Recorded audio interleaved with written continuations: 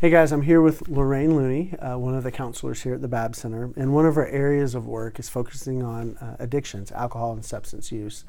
And one of the questions we're asked a lot is, how do I help a friend that I know has a problem? And they may or not be aware or even willing to admit it, but I see where it's going and I feel the responsibility to do something about it.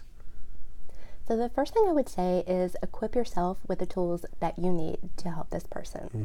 So first and foremost, learn everything that you can about the disease of addiction.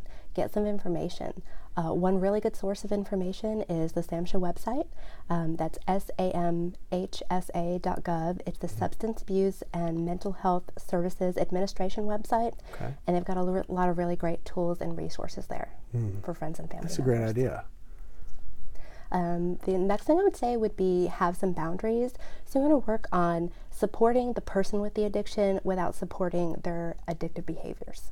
And that's so tough because I feel like I'm helping, but then I might not actually really be helping. Is that true? Like, what would be an example of one of these boundaries?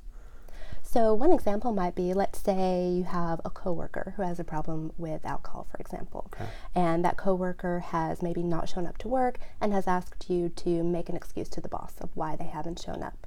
So that might be a situation where you need to draw a boundary and say, I support you as a person, but I'm not going to lie to my boss. I'm not going to have these negative consequences for myself. This is where I draw the line. Here are my boundaries. Got it. And next I would say definitely get some support for yourself. That might be in the form of your own friends and family.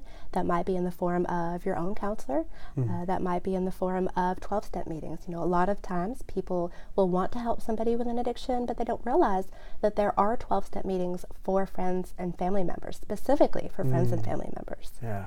And those would be groups like Nar-Anon, Alateen, and Al-Anon. Yeah. That's great.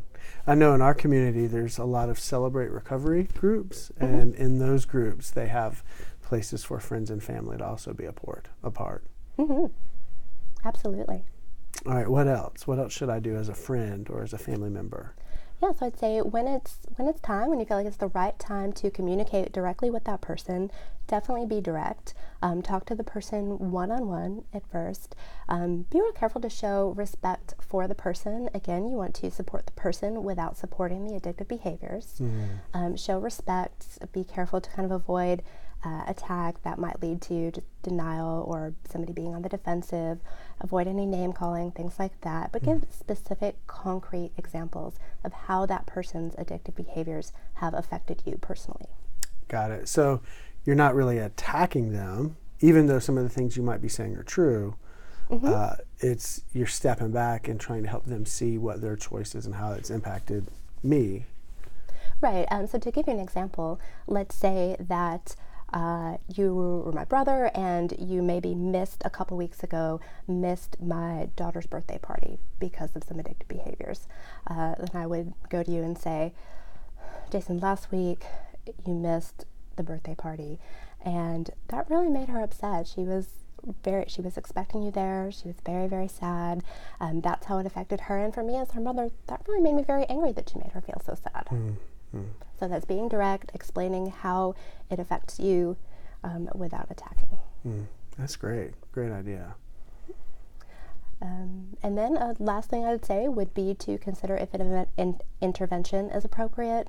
There are trained intervention specialists who will help you on a case-by-case basis figure out if an intervention is appropriate. They will help you plan for the intervention, and they'll also be there on the day of the intervention to make sure it goes as smoothly as possible. So that's kind of like what you would see on TV, where somebody comes together and you help communicate truth and love with the people or with your family member or friend that's hurting. It is. Yeah.